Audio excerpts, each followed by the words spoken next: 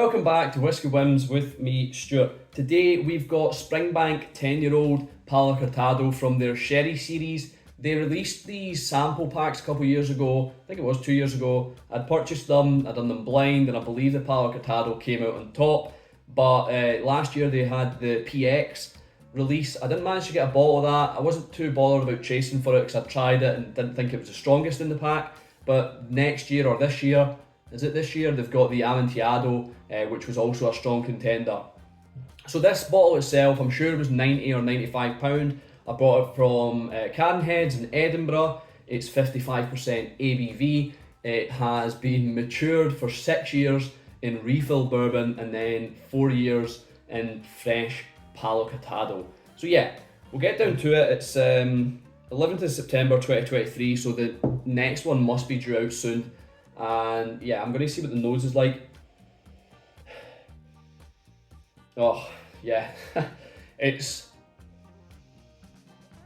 When I first had this from the sample, I don't believe it was as fruity, I can't remember, but I'm getting those Haribo strawberries, the kind of gelatin ones that you get. There's a little bit of a mustiness. There's kind of those jam and coconut school cakes. I think that's what they're called, jam and coconut, the kind of sponge with a thin layer of jam and then coconut spread over top. Used to get them I used to get them at school all the time. Just really sweet, really sugary and lovely. There's a fair amount of fresh orange juice on the nose as well.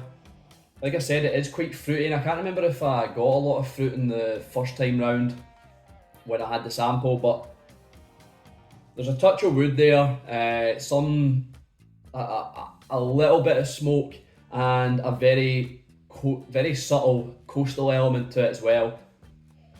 I think for me the dominant flavours or scents are the fruits. I don't believe that the dirtiness or the funkiness, the Campbelltown element is coming through in the nose. The coastal element's just kind of subdued a little. The palate.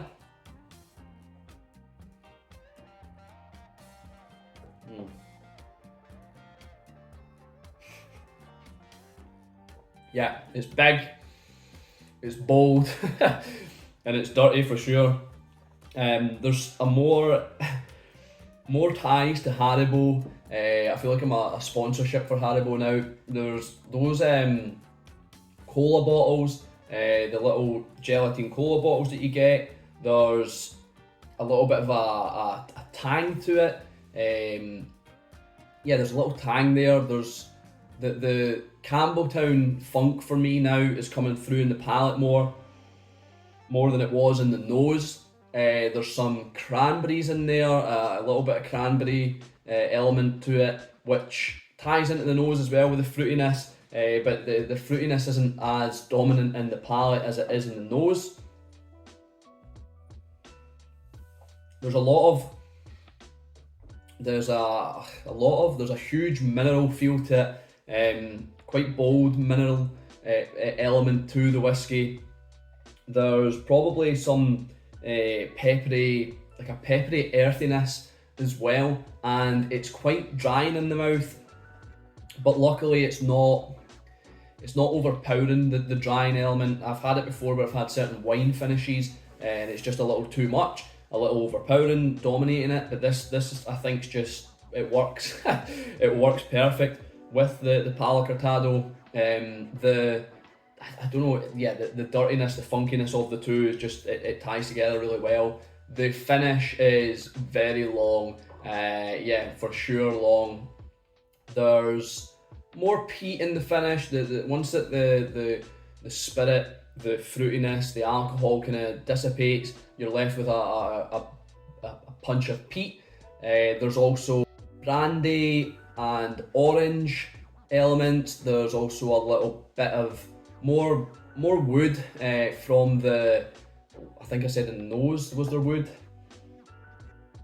Yeah, I said the nose had wood. There's wood in the finish as well. There's also some pears, and yeah, once again that Campbelltown funk just coming through in the finish, just to tie it all together.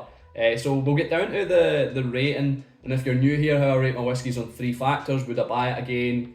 I don't know what I'm doing with my fingers. Would I buy it again? Do I think it's worth it? And would I recommend it? So, would I buy this again? Yeah, hands down, without a doubt.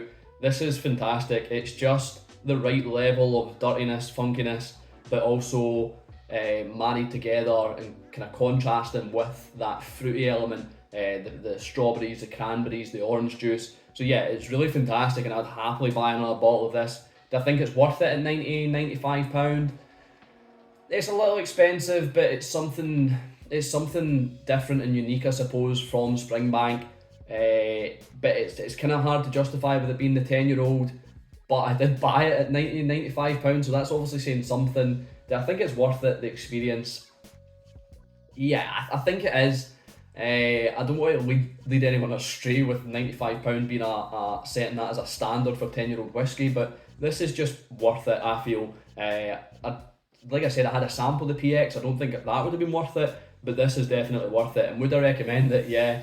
It's just lovely. If you like Springbank, you've got to like this. It's just lovely. I've got the cage bottle Long Row 15 that's been done in fresh Palo Cortado, and I'm even looking more forward to that now. This is just a fantastic dram. It's 3 out of 3. It's a Whisky Win, so I hope you've enjoyed the review. I've been Stuart, this has been Whisky Wins. I'll see you later.